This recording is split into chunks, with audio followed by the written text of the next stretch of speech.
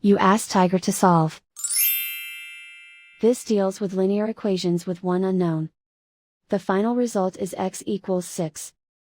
Let's solve it step by step. Simplify the expression. Simplify the arithmetic. Group all constants on the right side of the equation. Subtract 17 from both sides. Simplify the arithmetic.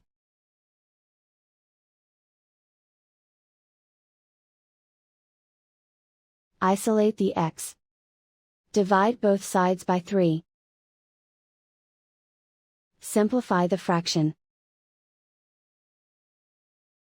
Find the greatest common factor of the numerator and denominator.